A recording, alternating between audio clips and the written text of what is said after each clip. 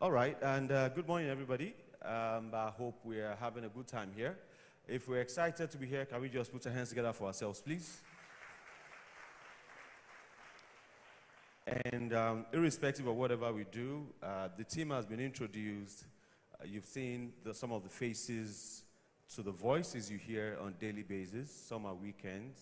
And you've heard of the team that is working behind.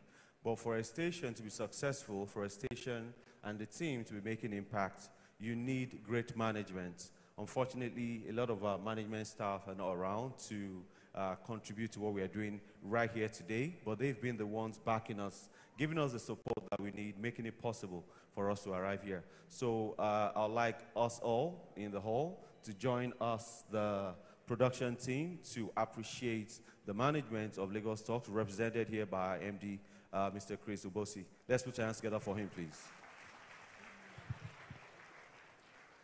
All right, so we're going into the crux of the matter while we're here today. We're here to have a conversation, and Lagos Talks is not just about having talks. Right. You know, it's one thing to talk, it's another thing to communicate. You can actually speak for a whole day, and nobody has anything to take home, but you can speak for just 1 minute, and it's a punchy line. And so at Lagos Talks, we understand this fact, and we try to choose our words well. We try to make impact, which is one of the reasons we are doing these town hall meetings, making it possible for people to speak right.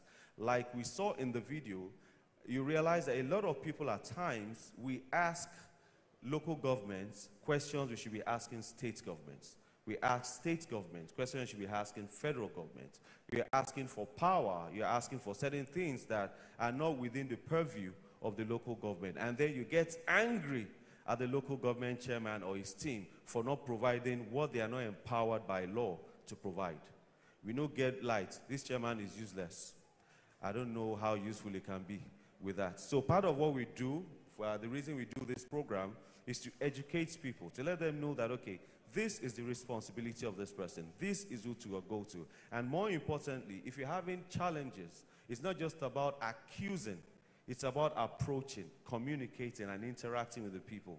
Because we know that when you talk of politicians, a lot of Nigerians see them as not them. So it's them against us. But we're trying to bridge that gap to say, you know what, these are your politicians, they're accessible, they've come to you. What do you have to say? Just ask questions, make suggestions, because politicians are open to suggestions. I dare say that during the last meeting we had, somebody actually got comments were taken, and somebody got a job. Somebody got a job on the spot. Yes, somebody got a job. And I've decided that today, should the chairman decide to give a job out, Mr. Ubosi, sir, you might lose a staff, because I might just go with him. You want to go? You join me too, right? Because I've heard the way people have praised the chairman today, I mean, maybe I'll just go with him and see if I will just join the team, commuting all the way from the island to here daily.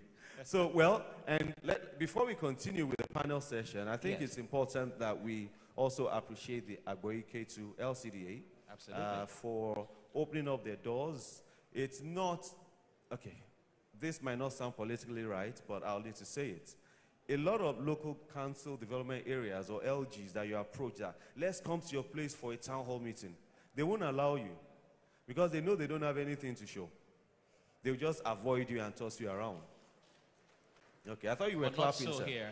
Yeah. A round of applause. All right. They will just tell you, oh, no, we're not interested. They won't tell you, we do our own town hall. And I say, let's see pictures. I say, don't worry, we do our own town hall. But for him to open up his doors means that he knows they're working for the people, they're making impact, and they are ready. They are ready to listen to critics and get feedback and be able to speak. Being a young man, we're saying we want the younger. It doesn't fall within the category of youth, I doubt. Although in Nigeria, we often call 45-year-old people youth. I don't know how. Interesting, I must say.